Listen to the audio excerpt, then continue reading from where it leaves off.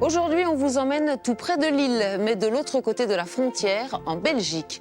Depuis 25 ans, la cathédrale Notre-Dame de Tournai, chef-d'œuvre médiéval inscrit à l'UNESCO, fait l'objet d'une restauration minutieuse.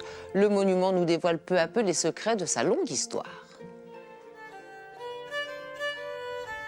Elle surplombe la cité, 83 mètres de haut, à la fois romane et gothique. Bienvenue dans ce joyau belge de l'architecture médiévale, la cathédrale de Tournai. Sur le monument édifié au XIIe siècle, on la remarque forcément, une imposante rosace de 7 mètres de diamètre, au centre la Vierge portant son fils sur les genoux, qui veille sur cette bâtisse silencieuse, bien loin de l'agitation du Moyen-Âge.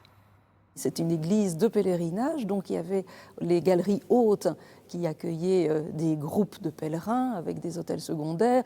Il y avait beaucoup de bougies, des cierges allumés, donc il y avait des odeurs d'encens, c'était beaucoup de musique aussi, des répétitions de chants. Il y avait des messes qui étaient célébrées donc à longueur de journée. Il y avait beaucoup de monde, beaucoup de monde.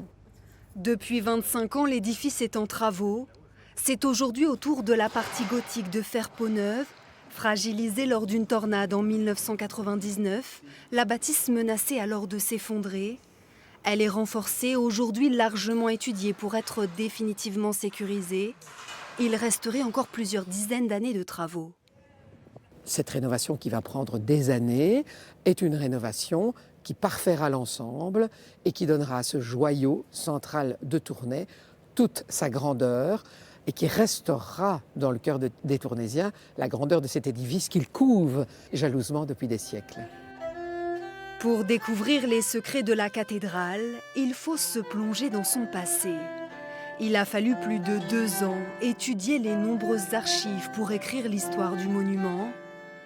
Un nouvel ouvrage complet, actualisé des récentes découvertes. Les archéologues ont pu retrouver la trace de toutes les cathédrales antérieures qui se sont succédées depuis le 5e siècle. Et donc c'est quand même assez exceptionnel aussi à l'échelle du nord de la France et de la Belgique. Et donc ça c'est vraiment relativement récent comme données, parce que jusqu'à présent on n'avait pas d'informations par rapport à l'archéologie du sous-sol de la cathédrale. Et donc ça c'est vraiment un des apports qu'on a voulu valoriser.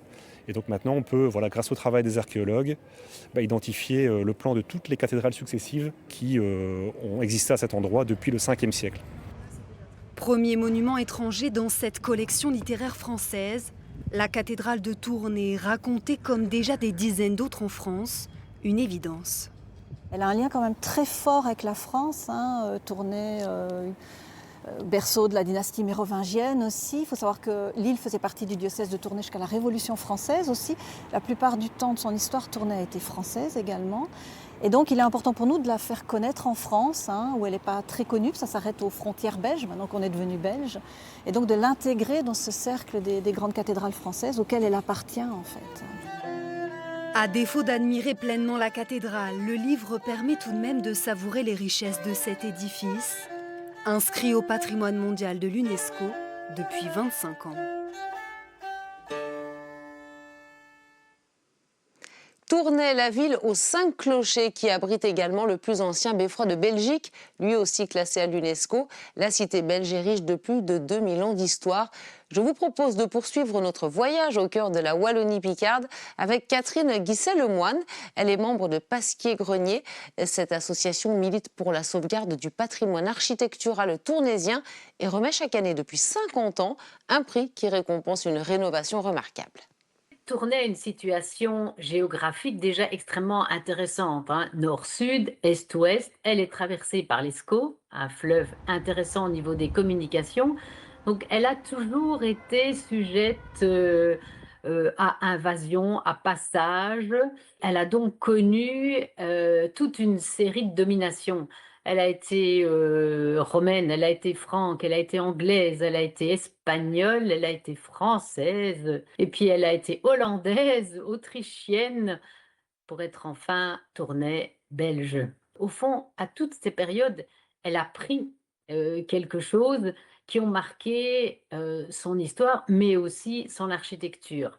La ville a quand même conservé des bâtiments qui vont du XIIe siècle jusqu'à aujourd'hui.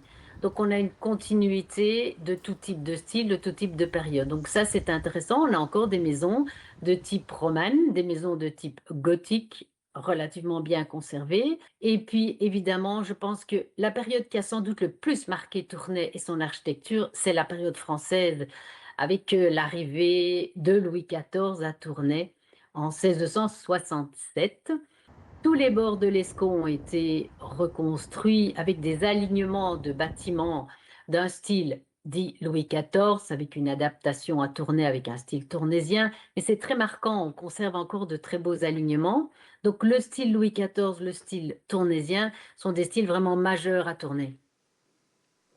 Nous laissons la Belgique, retour en France. Notre pays abrite lui aussi un riche patrimoine. Le Palais Rameau, par exemple, bâtiment incontournable du paysage lillois. Il a rouvert il y a quelques mois après des années de travaux et héberge désormais une école d'ingénieurs. Autre joyau lillois, la citadelle construite par Vauban au XVIIe siècle. Autrefois rempart face à l'ennemi, ce vaisseau architectural a besoin de se refaire une beauté. L'armée a ainsi lancé un appel au mécénat. C'est le projet Vauban.